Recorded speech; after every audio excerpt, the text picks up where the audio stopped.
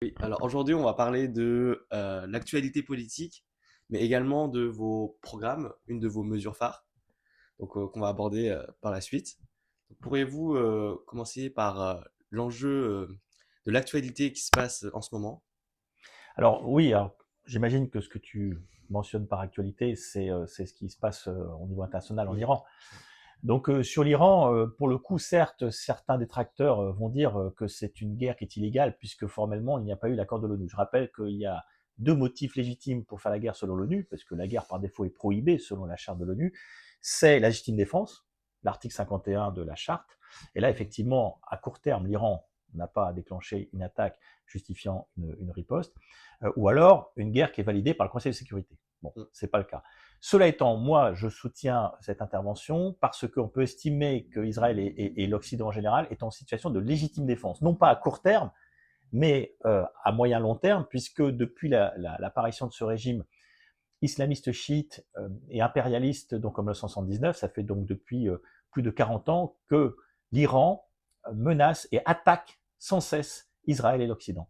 Donc ce qui Mhm. fait que pour moi, c'est une situation de légitime défense et surtout qu'il faut tout faire pour que ce régime, je répète, qui n'est pas simplement nationaliste, mais qui veut exporter son modèle islamiste chiite dans la région et voire au-delà, il faut tout faire pour les empêcher d'avoir l'arme nucléaire. C'est un petit peu comme il fallait tout faire à l'époque pour empêcher Hitler d'avoir l'arme atomique. Mm. D'accord, mais aussi il y en a qui reprochent aussi à Israël d'avoir l'arme nucléaire, illégalement aussi, et pourtant ils l'ont, donc ça fait assez clivage. Alors illégalement, il faudrait regarder parce qu'il y a le traité de non-prolifération de mémoire dans les années Mhm. 60. Donc oui, c'est vraisemblablement ils l'ont développé en dehors de ce cadre-là. Bon, maintenant ils l'ont. Mm. Et puis après, voilà, c'est une démocratie. Mm. Donc on peut estimer que les démocraties, déjà on n'a jamais vu de démocratie se faire la guerre, et puis que les démocraties sont un peu plus rationnelles que les autres régimes. Donc ce qu'il faut empêcher en revanche, c'est des régimes non seulement autoritaires, mais je répète, expansionnistes d'avoir l'arme nucléaire, puisque ce sont des régimes qui veulent exporter, comme l'Allemagne nazie, comme le communisme, qui veulent exporter leur modèle dans la région et au-delà. Si vous voulez, Mm. pour faire la paix, il faut être deux. Sauf qu'avec des régimes comme le régime iranien ou des régimes islamistes, c'est des gens qui veulent nous détruire par tous les moyens. Donc c'est impossible de faire la paix avec ce type de mouvement ou ce type d'État, ce type de régime. Et donc forcément, la démocratie n'étant pas un régime de faiblesse, il faut avoir recours à la force. Euh, Hélas, dans les années 30, la Société des Nations n'a pas réussi à limiter l'expansion du fascisme et du nazisme, hein, Mm. n'a pas réussi à empêcher l'attaque de l'Éthiopie en 1935 par l'Italie. Donc je pense qu'il ne faut pas attendre que l'Iran ait l'arme nucléaire, il faut agir en amont. Oui. Et beaucoup de gens oublient de souligner que c'est quand même des terroristes. Et donc, par là même, c'est condamnable. Donc, en soi, on n'enfreint pas le droit international. Si j'ai Ben, bien compris. exactement, c'est-à-dire que c'est des gens qui ont du sang français sur les mains, du sang occidental sur les mains, l'attentat du Drakkar en 83 au Liban, Mm. les attentats dans les années 80-90, même je dirais le pogrom contre Israël a été financé, ce qui est un peu surprenant d'ailleurs aussi par l'Iran et le Hezbollah, parce qu'on sait très bien qu'entre les sunnites du Hamas et les chiites iraniens et du Hezbollah, c'est pas toujours le grand amour, mais là, quand ils ont un ennemi commun, ils savent se rassembler. Mm, mhm. Et qu'est-ce que vous en pensez du fait que l'Espagne a refusé de prêter ses bases donc, Ouais, aux ça montre bien États-Unis que la souveraineté européenne, c'est une chimère, ça n'existe pas, c'est un oxymore en fait.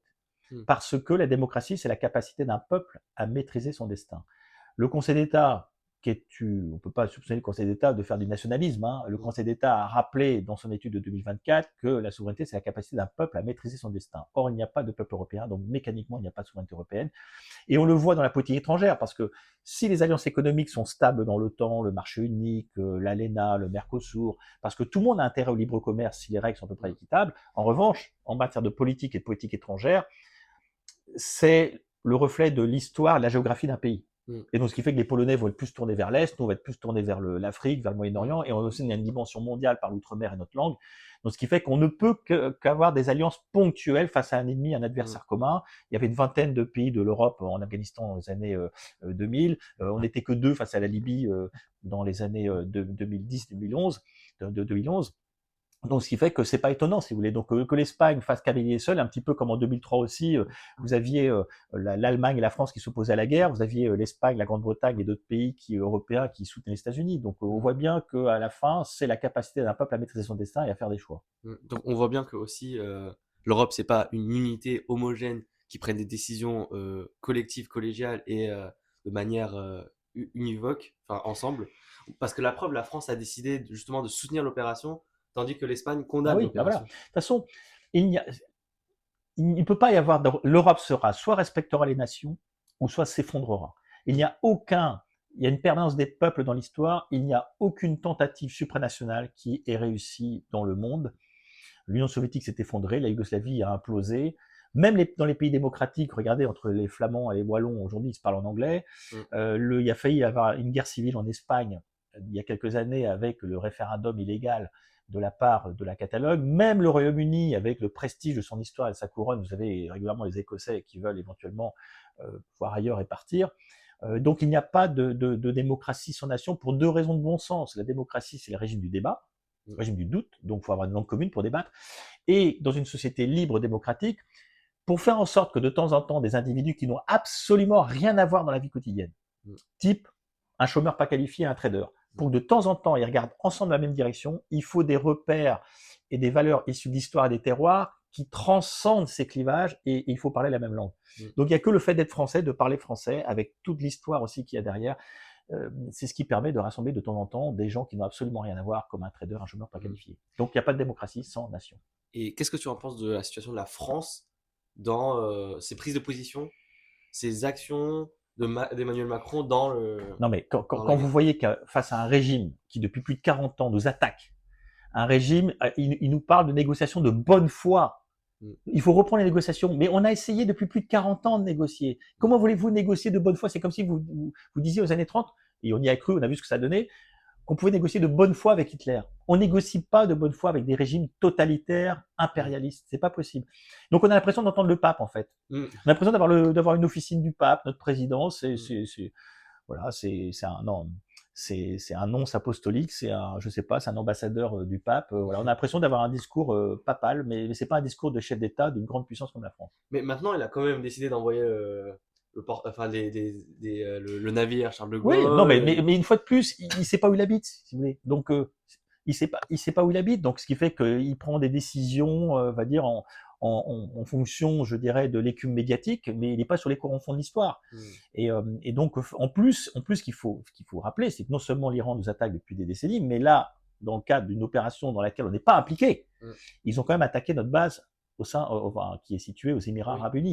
Donc, justement. ne serait-ce que là, c'est un casus belli aussi. Donc, au bout d'un moment, si vous voulez, la démocratie n'est pas un régime de faiblesse. Et bien, face à un régime totalitaire qui constitue une menace existentielle pour Israël et aussi une grande menace pour l'Occident, il faut agir. Mm. Surtout qu'ils ont touché donc, les membres de l'OTAN, donc dont la France, la Tunisie, Mmh. et même je crois qu'il y a un drone qui est tombé sur l'Espagne ou quelque chose comme ça, ou je sais plus, Non. mais en tout cas, ça a quand même touché Donc voilà, les donc Européens. après évidemment il y a une prise de risque, mais les risques sont quand même limités pour différentes raisons. Tout d'abord, Donald Trump c'est pas un néoconservateur, c'est par George W. Bush. Je pense qu'ils ont fait le retour d'expérience des guerres désastreuses en Irak, en Afghanistan, donc ils veulent juste que le régime en Iran soit compatible avec l'Occident, quel que soit ce régime. C'est pas d'essayer d'installer une démocratie occidentale en quelques années dans un écosystème, dans un territoire et dans une population qui n'est pas du tout prête à ça. Mm.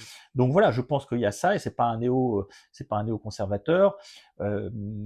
C'est quelqu'un de pragmatique, donc je pense qu'il y a un risque limité, on va dire, Oui, d'embrassement de ce conflit. j'allais te parler justement des prévisions, c'est-à-dire vos prévisions dans ce conflit. Donc, la suite, comment ça va se passer? C'est quoi vos. Ben, la Qu'est-ce que suite, vous en ce qu'il pensez? faut espérer, c'est que il faut que ce régime tombe, et je pense Il qu'il devrait tombera? tomber, Ok. j'espère en tout cas, et que derrière, on soutienne des oppositions iraniennes, et qu'on laisse les Iraniens s'organiser, Mm. et qu'on fasse vraiment le retour d'expérience de l'Afghanistan, où j'y étais d'ailleurs, et là où pourquoi ça n'a pas marché, parce qu'on s'est pas contenté de renverser les talibans, c'est qu'on a voulu mettre des troupes au sol et occuper le pays, et d'imposer un régime et un Mm. système démocratique qui finalement la greffe n'a pas prise, puisque c'est un système qui n'est pas adapté à la culture afghane. Et donc Mm. chaque peuple, une fois de plus, a ses cultures, a sa culture, son histoire. Il faudra laisser les Iraniens s'organiser pour mettre en place un nouveau régime qui sera compatible avec l'Occident. Et une dernière question. On a vu que Trump il a attaqué la Venezuela. Maintenant, c'est l'Iran. Et c'est deux gros producteurs de Mm. pétrole et qui sont les deux principaux fournisseurs de la Chine.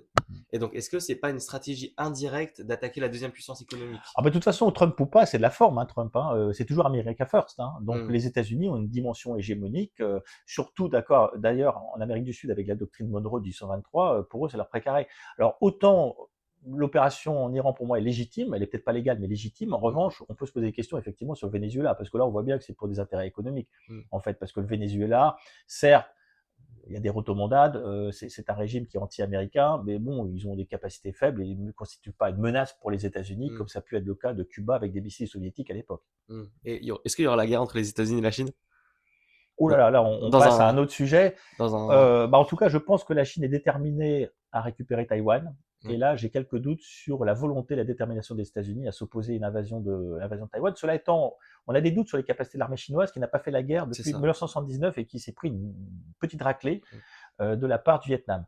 Donc, quid des capacités chinoises? Je pense que si l'île de Taïwan est bien défendue, ils sont capables de s'opposer avec une aide américaine, au moins aérienne, ils sont capables de s'opposer à une invasion chinoise, je pense. Ah, mais après, est-ce que les États-Unis auront la volonté de s'y opposer avec derrière le risque d'une escalade nucléaire? C'est là la question. super.